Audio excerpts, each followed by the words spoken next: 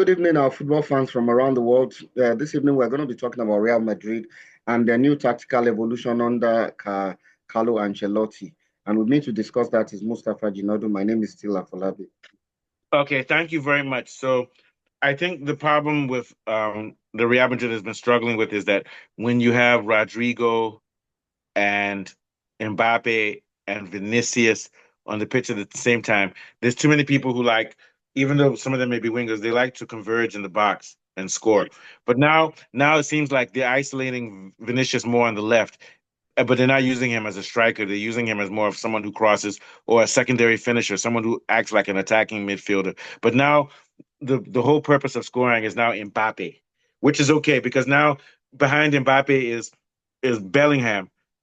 And so yeah, so to me, Bellingham is the attacking midfielder now. And so what you now have, the team is now moving towards the middle of the field rather than using the flanks. And they're creating a lot of chances. And they're putting the on the right, they have Diaz. Diaz is more of an attacking midfielder also. So he's not going to encroach in the attacking area and conflict with Mbappe. So what they've got is they basically got two attacking midfielders, Diaz and Bellingham. And then they've got Vinicius on the flank.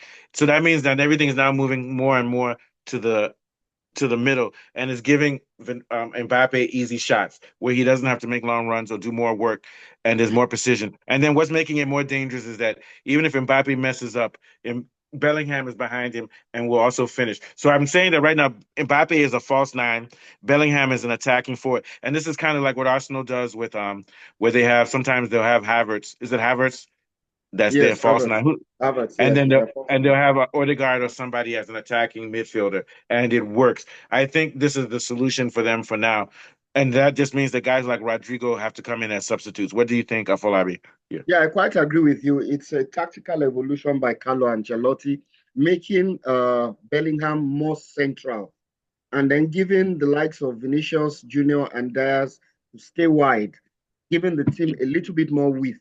So the freedom of Bellingham in the central areas actually helps Mbappe's movement.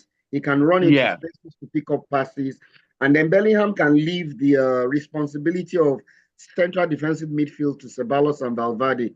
So this tactical yeah. tweak by Carlo Ancelotti has really given Bellingham a little bit of freedom, and it has brought Mbappe more to the game. And I think he is beginning to learn from his mistakes because, I mean, his misses, both at the penalty spot and the chances, has actually humbled him. So he's more of a team player now. Multiplayer. But I do think that the key difference now is Bellingham, and we have to remember that Bellingham is a young guy, played every game last year, played all the Euros, so he started off slow. But I think one of the reasons he started off slow is because he was tired, but also the offense was focusing too much on Mbappe, Vinicius, and Rodrigo. But those guys clash because the three of those guys together are too attack minded. So what you do is you put Mbappe. Now Bellingham is an attacker, but he comes through the middle and he's a support. He's almost like a support striker, basically, or not. Yes, But at the basically. same time, a midfielder. What do you think of Falabi? Yeah. Yes, I quite agree with you. And one of the reasons why he got burnt out was the fact that he was being used as more or less like a hybrid player. He has to press, Yeah. he has to drop back and Yeah, they defend can't in do mid. that. Yeah. But now he has the freedom of playing in his more preferred role, box to box, spreading the Yeah. play in the wings, and then And Chumani connecting sometimes behaves like a central midfielder defending too. midfielder Sometimes exactly. Chumani will come. But here's the big question: where is Camavinga? Uh, is he injured? Yeah, or what? No, I think he's injured. Kamavinga is He's injured. injured. Yeah, This particular, once they bring Camavinga back, he can now also play the number six position, and these guys will be dangerous. sure, But what that means is they're going to be a balanced team. It means sure, that neither Vinicius or Mbappe or Bellingham is going to win the scoring title. They have to sure, distribute the ball. So in other words, there's no focal point, and I think that's sure, important. Once you make a focal point, it gives your opponent somebody to focus on. Before it was Vinicius, okay, so you deal with him because you know Mbappe messes up, or if it's Mbappe, then you deal with Vinicius but now if they have a focal point, once they have someone like Camavinga to play sort of a number six, and then you've got Valverde and Modric, and also Modric is playing fantastic. So I think Ancelotti, you know what they say? Sometimes you walk away from your old lover. You have to remember your yeah, old lover.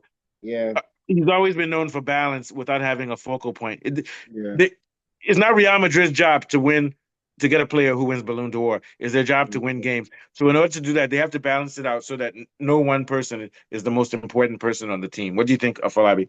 Yeah. Yes, I agree with you. And another interesting thing is that if you look at this guy here, Modric, Yeah. notionally, Modric should be in this kind of space where Yeah, he should Bellingham actually is. be an attacking midfielder Yes, but or a instead, central midfielder. he Yeah. decides to play him deeper because Modric has the ability to hold the ball and find spaces just to allow Yeah. Bellingham to have more Yeah. freedom And and to connect traditionally with Bellingham is Mbappe. supposed to be a holder. So what they've done now Yes, between the two of them, they've created one midfielder who's versatile. You get my point? exactly, exactly, exactly. And Between the it two has, of them, they function as one.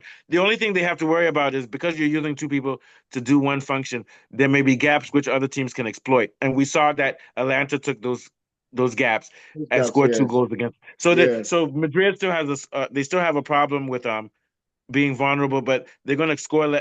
They're going to give up less goals now, and they're going to score more goals by spreading the ball around better rather sure, than focusing sure, on one person. sure. Now, very quickly, let's switch up to Atalanta. Beautiful. This guy right now is one of the best players in the world. Look, man, the way he played against Real Madrid. What do you think? Yes, I agree with you. Lookman has really improved. And I like to give tribute to their coach too, Gian Jasper Perini.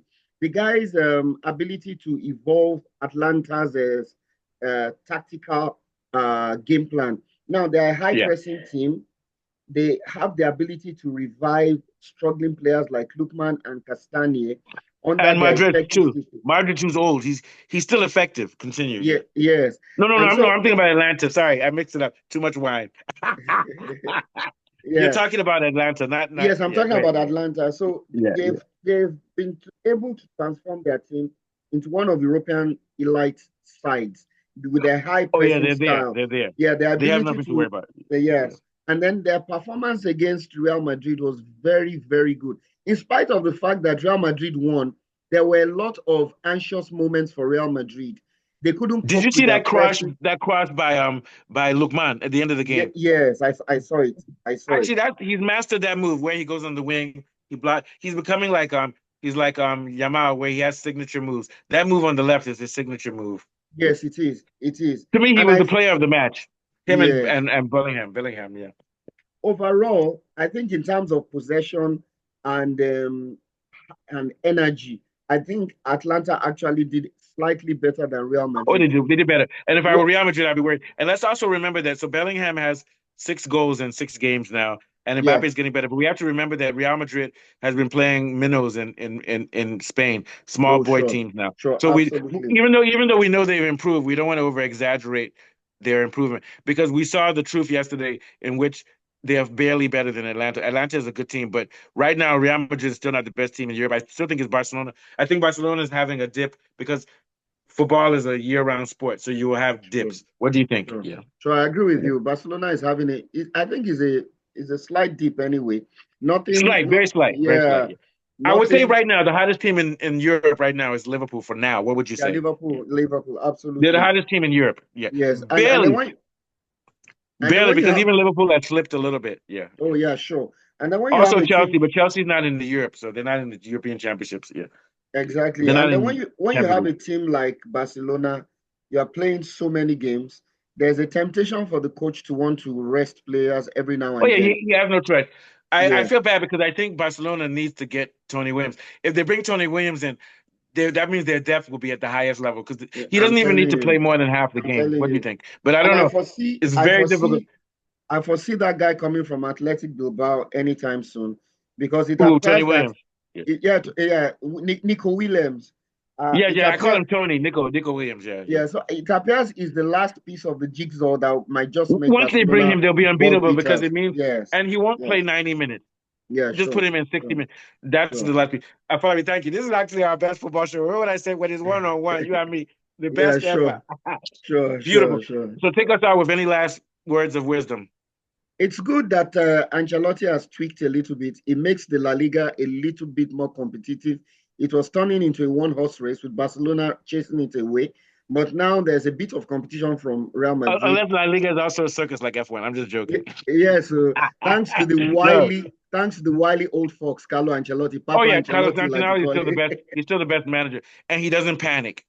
And also, I'm going to warn people: don't think that Man City is out. I'm predicting that Man City might win 5 or 6 games in a row. Of course, It's on the very hard. bounce. Yeah. They're gonna come Yeah. back. Yeah, so people need to watch out for them because Mourinho will adapt and do what it takes. But right now, like you said, Liverpool's the best team in Europe right now. But it's very close. It can change. Tomorrow it can be Barcelona or Real Madrid. But right now, Liverpool has a lot of momentum. But I still think Barcelona is the odds-on favorite to win. What do you think? Yeah. I Champions agree League. with Yeah. that. Of course, they're odds-on favorites. All right. They're Thank you very much, they're my own Afolabi. Take favorite. us out. Brilliant Yeah. show. Yeah. Yeah. So I agree with you. You rule out Man City at your peril. I think they still have some ace up their sleeves. And Yeah. And also they're gonna get a central defensive midfielder before yeah. by January. They're gonna get one. Yeah. Yeah. Okay, so it's been a Okay. wonderful football show between me and Mustafa. And from me, it's bye-bye for now. Thank you very much. Okay.